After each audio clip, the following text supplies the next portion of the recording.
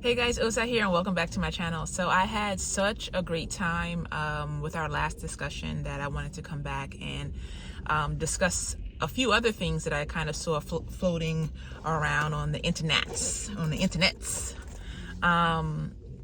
So I was watching, so when I was done with work, it was my first job, I was watching Hollywood Unlocked, and DJ Damage and Blue were discussing a different angle to the infamous slap. And guys, I have to tell you, I completely disagree with their take. I understand where they're coming from, but I feel like a lot of it is speculation. We don't know that Chris Rock and Will Smith had any conversations about him not discussing Jada. Obviously, yes, that is definitely a possibility, but because we're not privy to that conversation, we need to take this entire situation in face value. That's kind of how I see it. Like, it's either, yes, Will was wrong or Will was right. So like, just on face value, forget about any speculation, any they had a different conversation and Chris Rock still talked about it and that's why he got slapped. No, I feel like that's unfair to do. You should always look at a situation. This is how I at least try to approach life. Is just look at a situation on its face. Is it right and is it wrong? And anyone that is still denying the fact that what Will Smith did was absolutely wrong and could have been handled in a different way is not being honest, and is not being genuine to just not being genuine in their conversation. So one of the things that I loved about the last video I posted, people were in the comment section and they were saying, hey, just sharing their point of view, and I could, I saw their perspective. Not to say that I agreed with everyone, but I did at least get a chance to see what other people are thinking. And what I'm noticing is it's very much split. People are like, I'm Team Will, or people are like, I'm Team Will and Jada, or I'm Team Chris Rock. And honestly, I'm not on anybody's team. I'm on the side of what is fair and what is right. And I just feel that how Will Smith handled it was completely I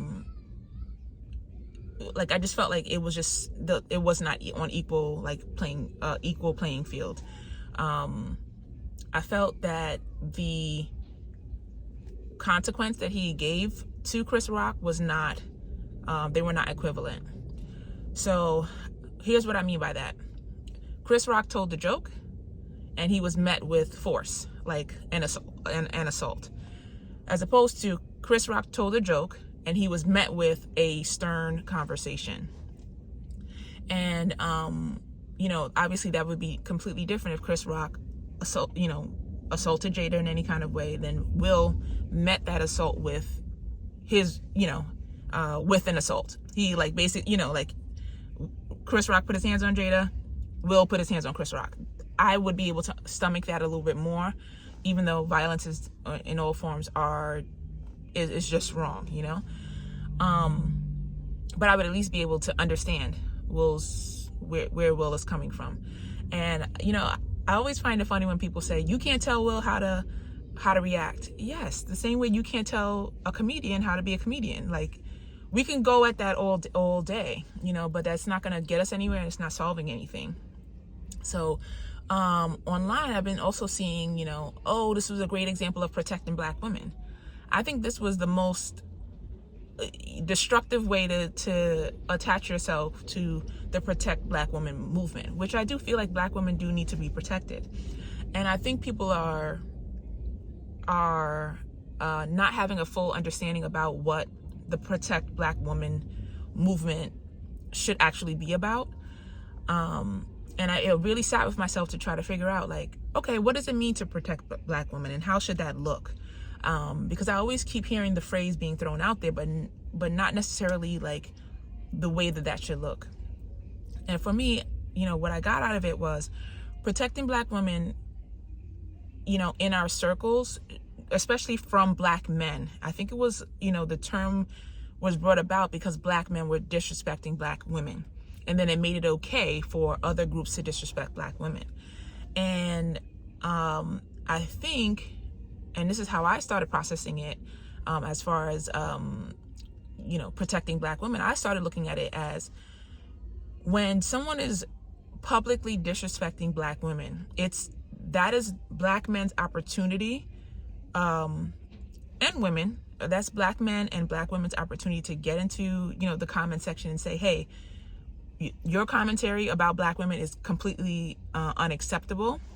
And the reason why I'm putting this at Black men's feet is because they are the main culprits who do this, who speak so vile and so negatively about Black women. So it's up to Black men to get into the comment section and denounce what is being done and what is being said, and hold other Black men accountable. Now, don't get me wrong. There are some Black women who constantly disrespect Black women. And, that's when, as a collective, we all need to get, into the comment section and denounce whatever might be done and what might be said. Another way of showing solidarity and protecting Black women would be if something is happening inside of the workplace, for other Black colleagues, male or female, to back the person who's being disrespected.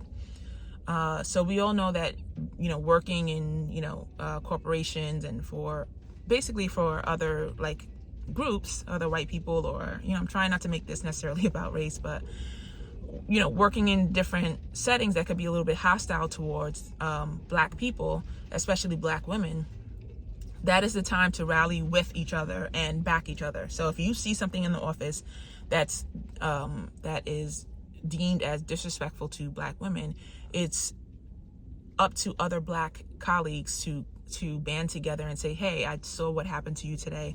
I know you're going to write up a report. I want to back you. You can put me down as a witness to what actually happened. These are all positive ways to protect Black women. I don't want the norm to be for Black men to get so angry that they're assaulting, people left and right. One, that's going to land you in jail. Two, that could possibly get you killed. And three, I just feel like I just feel like no one should be doing that. It's not just a Black thing. It's not just a Black thing. I feel like no one should be out physically harming other people. So, and that leads me to the next discussion about I saw a video where this guy was like, oh, respectability politics, we're not here for it. We're not interested in making white people comfortable and making white people, feel whatever the guy was talking about. It was just very problematic because as much as we, don't want to have to live up to these high expectations and these social norms. I don't want to call it social norms because it really should not be a norm. Everyone should be able to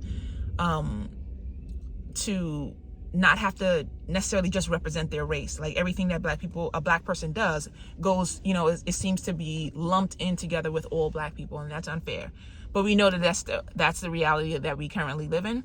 Yes, that system definitely needs to be tore down, but it's currently the way it is, and until it gets torn down, we have to live within that system. Especially if you want to work for someone else. Now, if you're rich or if you're an entrepreneur, you don't have to abide by any of these things, But I feel like it's foolish for people to be online trying to give advice to other Black people that's gonna one, either get them fired from their job, get them killed, or have them go to jail. There are so many different ways that we can tackle this situation, as opposed to giving ignorant advice online. So, I wanted to just come here and just kind of share my thoughts on, what are some positive ways for, the Protect Black Women movement to be successful, when I think of when I think of protecting Black women, there's some other things that kind of pop into my mind, but I know that they're not popular opinions. So I'm a little, hesitant to share it online, because we all know how social media can be. Sometimes you make a video that was intended to be good, and then your words are taken out of context, or, someone edits, or so many things could basically happen. But one of the things that pops into my mind of also protecting Black women, and we can have another discussion at another time, because I am running late to sign into Target, but another example of protecting Black women, for me, is Black men actually stepping up and marrying Black women, not just dating indefinitely, but saying, hey, I want to build with you in some way. And that's another example of how I feel, I would want to be protected by Black men, and don't give me the whole excuse of preferences. Like, we get that. So if Black women are not your choice, perfectly fine. But if you're saying that Black women are your choice, another way to protect us would be to build with us, will be to start families with us, will be to create generational wealth with us. And those are the things that I kind of view as protecting Black women. I do not view toxic masculinity as a way of protecting Black women, because then again, you're putting your ego ahead of whatever the cause actually is. Do I think Will is 100%, happy with the decision that he made to make on that particular night? No, I think his emotions were running high, and that he did crack under pressure. But like I wrote in my in my comment section, and I pinned it, was Will Smith has been exemplary throughout his entire career. I'm not going to allow for one night of making a really terrible decision negate any of those things. I still like him as an actor. I will still support the things that he does. But I want to see that, and I want to know that he's going to seek counseling, because he definitely needs it. There's a whole narrative that's going out, and that's obviously going to be for another video, but there's a whole narrative that's going around of Jada, pulling the strings, and is a narcissist, and all these kind of things. I don't know that to be true. I don't want to crucify and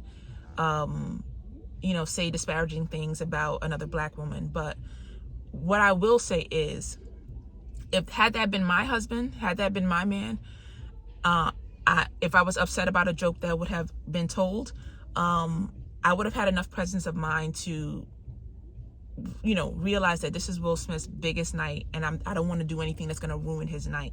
So I would have taken it on the chin, done my best to refrain from showing that I'm visibly upset, and had a conversation with him a little bit later, not to ruin his day. And then when I would have seen him getting ready to go onto stage, I would have grabbed him by the arm and said, I'm okay. Will, I'm okay. There's no need to retaliate, no need to ruin your big night. And I kind of wish that she would have done that.